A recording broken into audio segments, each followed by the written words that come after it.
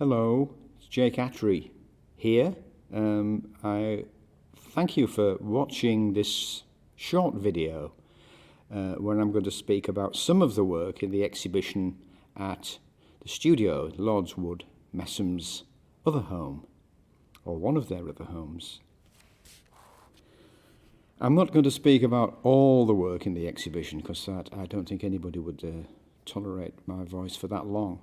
So I've picked several works that I'll speak about, which hopefully will cover my inspirations and reasons for making the work overall.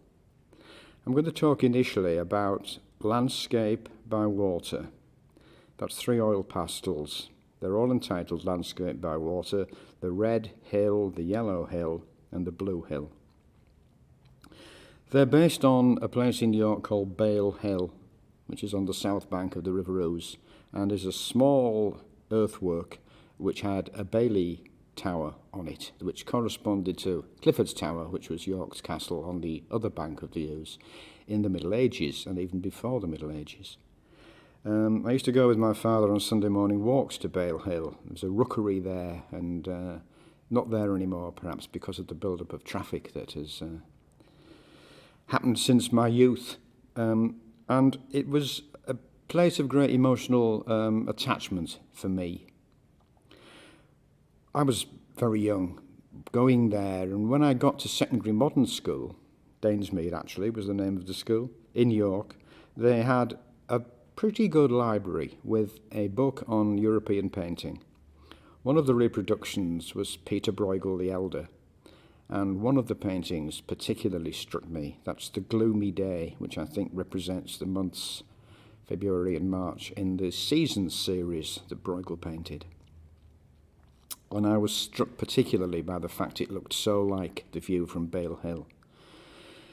What I've attempted to do, and what I've been attempting to do for a long time now, is to combine the Bruegel images with empirical images, or images that I've experienced in the real world through drawing, and make something different, not reliant on the Bruegel, not reliant on the empirical image that I've drawn, but something that is an amalgam of both.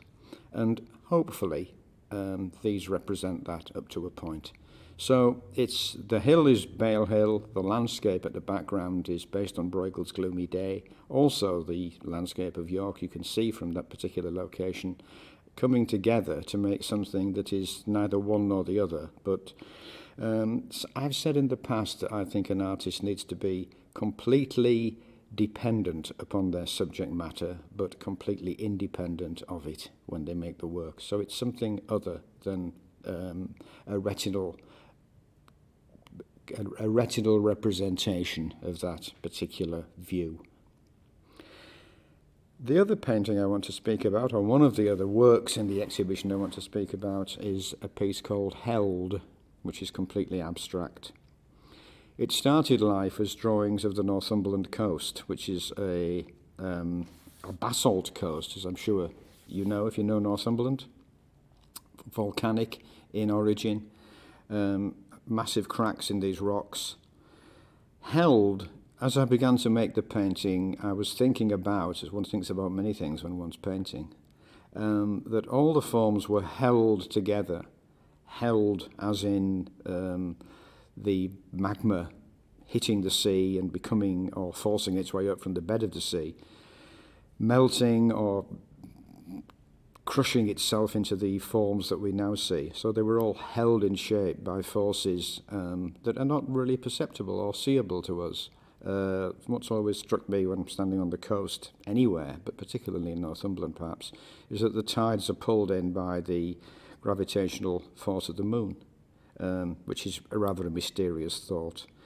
It references also David Bomberg's In the Hold, so hold and held, a similarly, but much greater, painting of people unloading a barge or a boat on the docks in the east end of London where Bomberg lived from the early years of his life. I believe he was born in Birmingham but was brought up in the east end of London.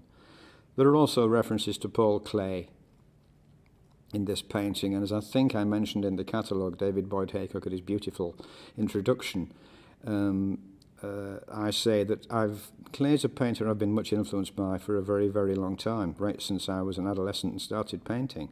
But I've never really been able to absorb him into my own handwriting, I feel. Hopefully this goes some way towards doing that. Last of all, I'd like to speak about the Bruegel series. That's Haymaking, after Bruegel. The Return of the Herd, also after Bruegel. The Corn Harvest. The Hunters in the Snow. The Gloomy Day.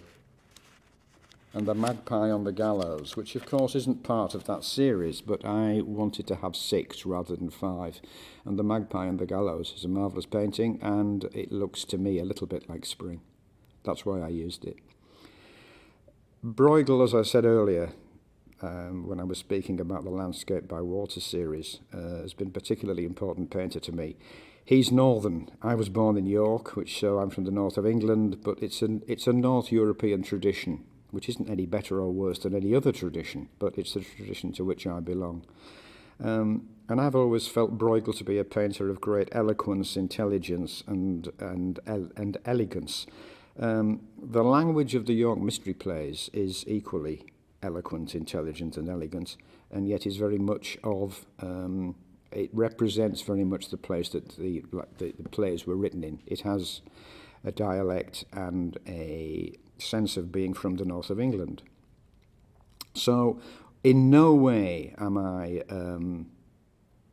wishing to dismiss or or express any disapprobation about the industrial north, where I now have a studio in Halifax at Dean Clough. But what I'm trying to say is that the history of the north goes back further than perhaps the industrial representation that we see through L.S. Lowry, a painter I very much admire. But of course the book of the Lindisfarne Gospels, was of course made in Lindisfarne. So the tradition runs back much further. And I, coming from York, a medieval city, I think that's more the tradition perhaps that I belong to. Thank you for your patience. I hope that didn't put you off the exhibition or bore you too much. And I hope you enjoy the show. Thank you again, and goodbye.